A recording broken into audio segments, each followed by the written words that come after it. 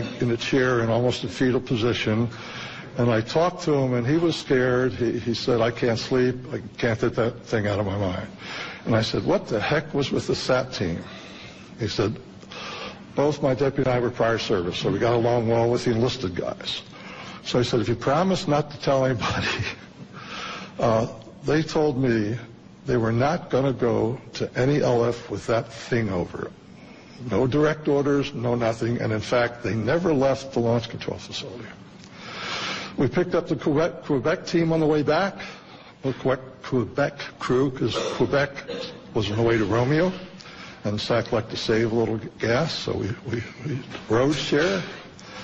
And they told us that earlier that evening, they had the same sort of thing flying over several of their launch facilities.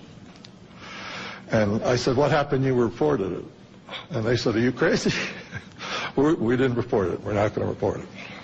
I said, well, I did. He said, well, if you tell them about us, we're going to say it never happened. So we went back home. I reported to my squadron commander. The next few, we always have departure meetings when you go out for alert. The next several departure meetings, we had an unusual visitor. We had an officer in a uniform telling us that you may have heard rumors about this. It didn't happen. It's top secret.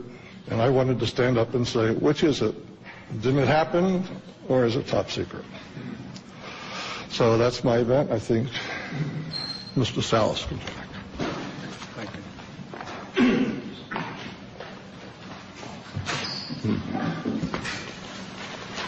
What you have heard here today is evidence of a phenomenon. It sounds fantastic, and it is fantastic. We presented this evidence in the public interest of open government. Our signatures on affidavits in the press kit that you have attest to the truth of our statements. Our evidence is now public domain. The real question is, what is the public going to do with it, this testimony? It has been a general practice of the media to scoff at these kinds of stories, make light of such testimony. We can only ask that you take the time to give some serious consideration not only to our statements, but to the statements of other witnesses out there who have similar incidents. There is also documentary evidence that helps support what we have said. We hope you will take the time to at least take a look at those, research this a little bit, and if you do, I think you'll come to the same conclusions that we have. That is that the UFO phenomenon is real, not imaginary. There's current excessive secrecy in our government surrounding this phenomenon.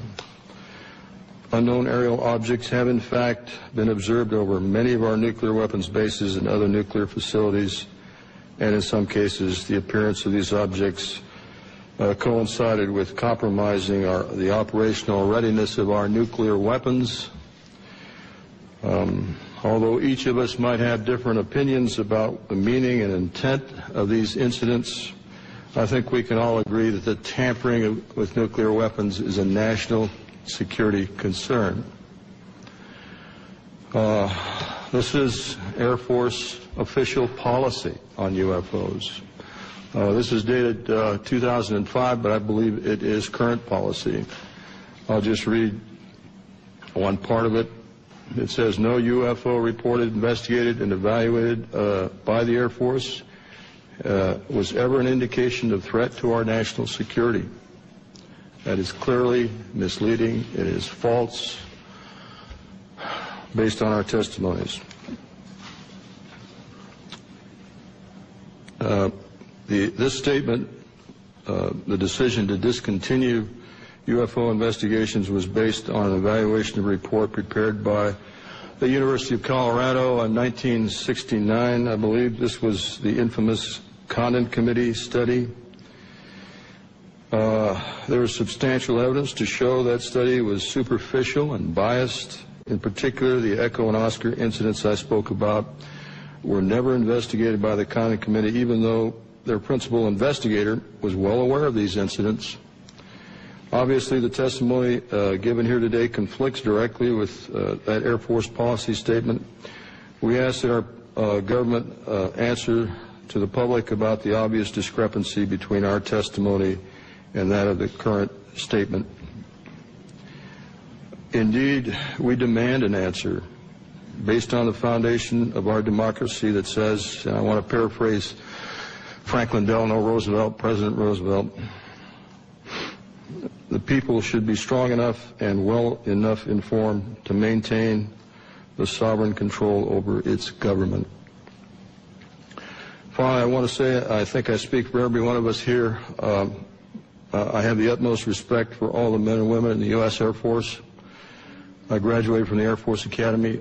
I thoroughly enjoyed being a part of the Air Force, and I was honored to serve my country in that way.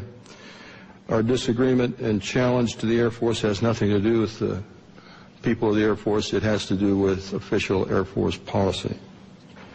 And I think they are deliberately withholding the facts, not just in what you've heard here, but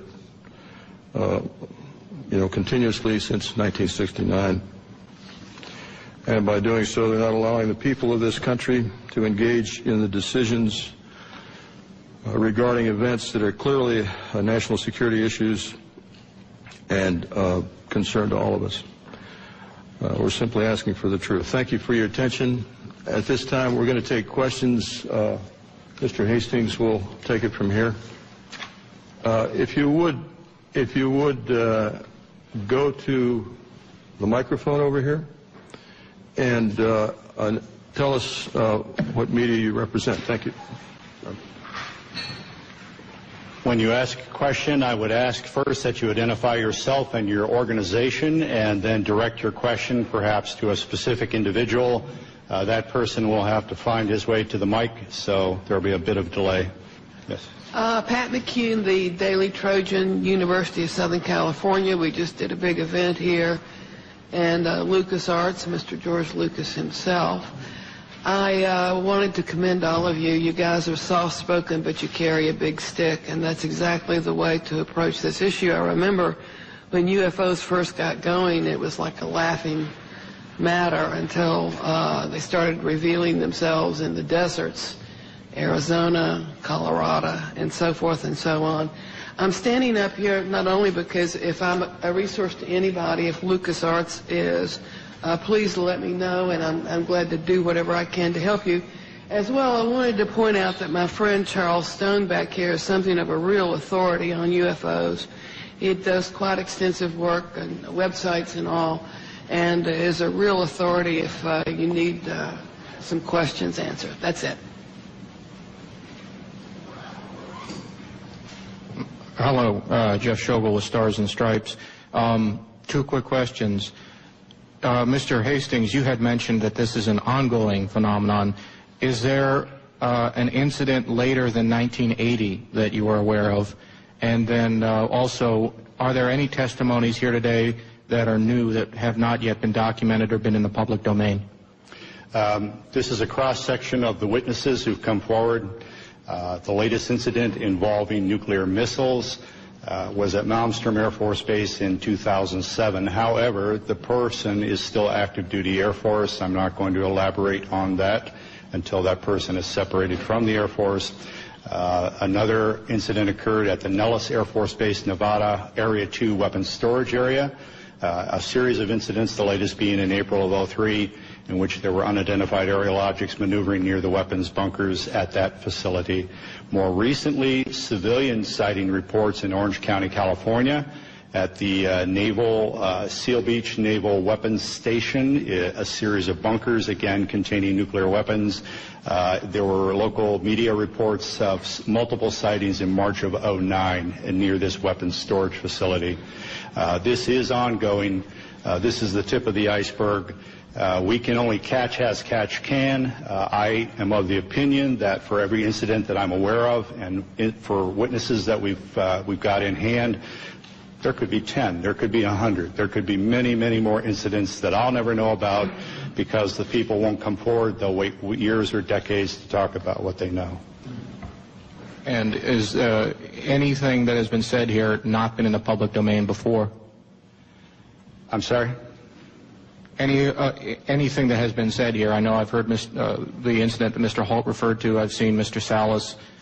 Is there anything here? The other people that you've heard here today, I reckon you have not heard about. The testimony of the majority of these people have not hit the national airwaves, so to speak, or the national media. There have been websites, I've written articles and so on, but the majority of these witnesses have not received national or international exposure.